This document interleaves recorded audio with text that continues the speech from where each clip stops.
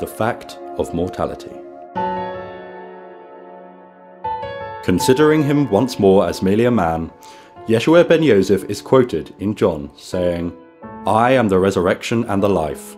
Those who believe in me, even though they die, will live. And everyone who lives and believes in me will never die." Quite a claim from the Palestinian blacksmith. We are only mammals and remain only partially rational. As such, we're afraid of the dark, we're afraid of the unknown, and we're afraid to die. The thought of evading death and achieving immortality is a recurring theme throughout human history, but it is only fiction. However comforting it may be for the old or the infirm, it simply isn't true, and that is important. Imagine you are a doctor, and a close friend has just stepped into your office to hear the results of their cancer screening. You read through the results, and to your dismay, you discover that they have a very aggressive and advanced tumour that will be fatal within months. Imagine that your friend has a family, a job, retirement plans, a happy life. The news will be life-shattering. You now have two choices. The first choice. You tell them the truth. They are going to die soon. They weep and despair and go into the arms of their loved ones and live the rest of their brief existence on their own terms. They can do the things that they had always wanted to do, the things a life of commitments had never let them do. They might realise, for the first time, the value and brevity of this life, and the air never tastes better. Your news is not comforting. They do not want it, but it is true.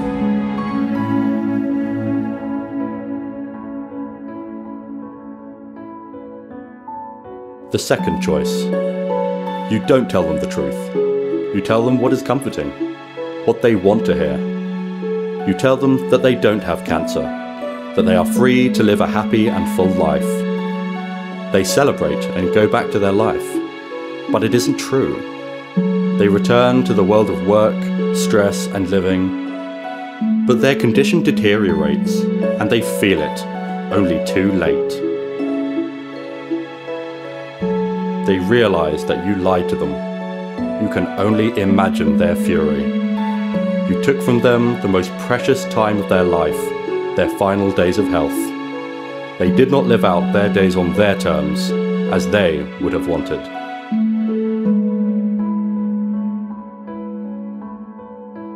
So then, comfort or truth? The fact of mortality is a fact we must reconcile ourselves with, however uncomfortable we may find it. To lie and say that death will never come is inexcusable. Jesus is offering the false promise of immortality, and all those terrified of death flock to him. But there the analogy breaks down, because all those who lived out their lives in obedience and prostration to God in the hopes of a second life, all those so afraid of death that they do not freely live, they never get the chance to express their fury at those who lied to them. They die comforted, yet deceived.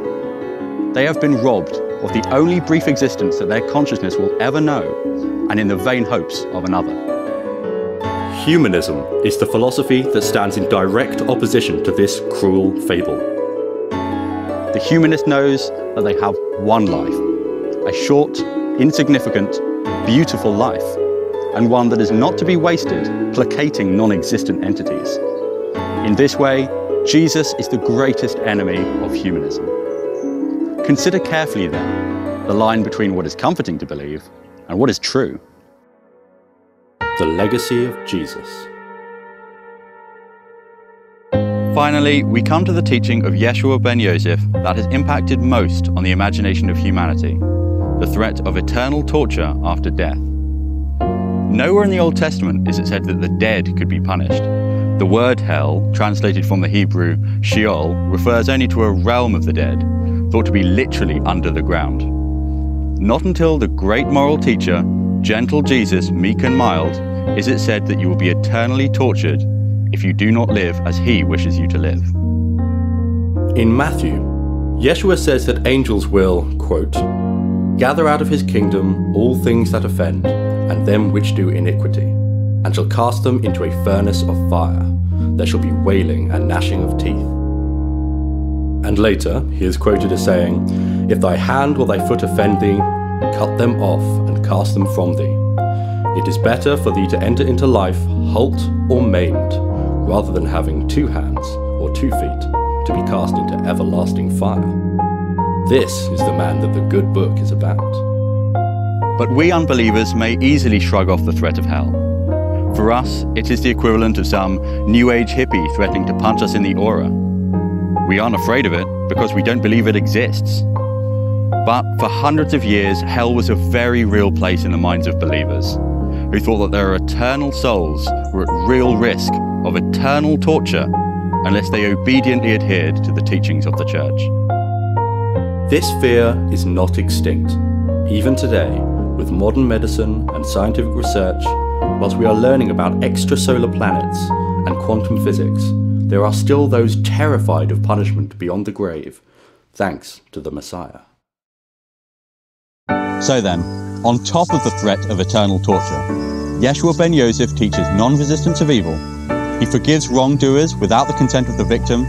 He lies to those most afraid of death, and he devalues love. And if he were truly God, he is guilty of the most shameful underachieving. He murdered himself to atone for his own idiocy. He postures a great sacrifice whilst being fully aware of his own immortality. And on top of this, and worst of all, he then considers himself worthy of your love. It is often joked that if Jesus were to come back today, we'd probably lock him up. The irony is that if we did, we'd be justified.